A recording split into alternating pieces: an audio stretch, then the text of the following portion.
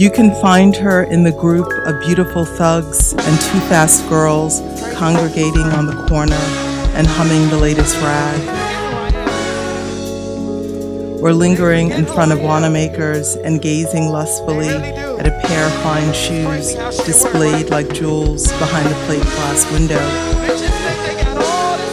Watch her in the alley passing a pitcher of beer back and forth with her friends, brash and lovely in a cut-rate dress and silk ribbons.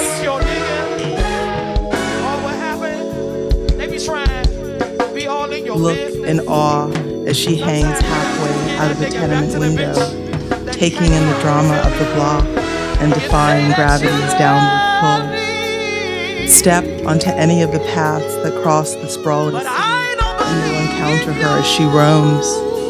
Outsiders call the streets and alleys that comprise her world a slum. For her, it is just the place where she stays. You'd never happen onto her blog unless you lived there too, or had lost your way, or were out on an evening lark seeking the pleasures yielded by the other half. The voyeurs on their slumming expeditions feed on the lifeblood of the ghetto, long for it and loathe it.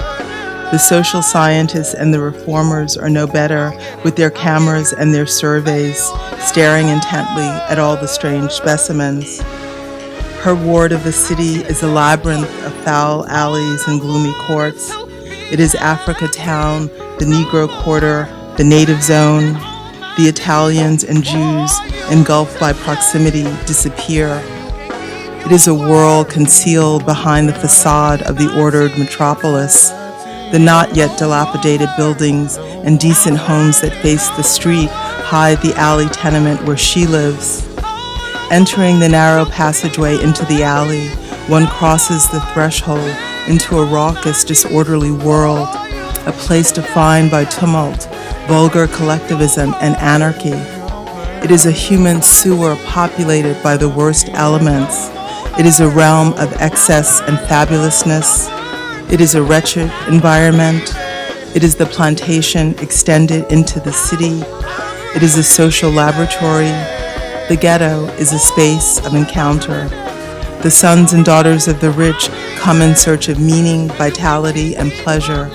The reformers and sociologists come in search of the truly disadvantaged, failing to see her and her friends as thinkers or planners, or to notice the beautiful experiment crafted by poor black girls.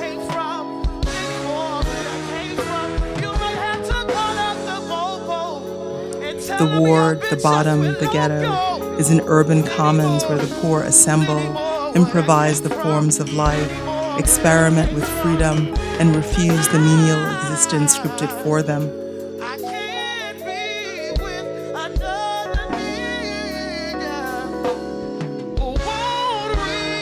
It is a zone of extreme deprivation and scandalous waste. In the rows of tenements, the decent reside peacefully with the dissolute and the immoral. The Negro Quarter is a place bereft of beauty and extravagant in its display of it. Moving in and moving on establish the rhythms of everyday life. Each wave of newcomers changes the place, how the slum looks and sounds and smells. No one ever settles here, only stays, waits for better, and passes through. At least that is the hope. It is not yet the dark ghetto, but soon only the black folks will remain. In the slum, everything is in short supply except sensation. The experience is too much. The terrible beauty is more than one could ever hope to assimilate, order, and explain. The reformers snap their pictures of the buildings, the kitchenettes, the clotheslines, and the outhouses. She escapes notice as she watches them from the third-floor window of the alley house where she stays, laughing at their stupidity. They take a picture of Lombard Street when hardly no one is there. She wonders what fascinates them about the clotheslines and the outhouses. They always take pictures of the same stuff. Are the undergarments of the rich so much better? Is cotton so different than silk and not as pretty draped like a banner across the streets. The outsiders and the uplifters fail to capture it, get it right.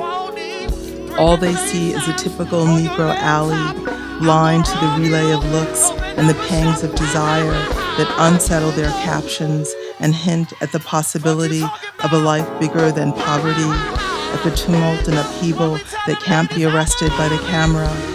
They fail to discern the beauty, and they see only the disorder, missing all the ways Black folks create life and make bare need into an arena of elaboration.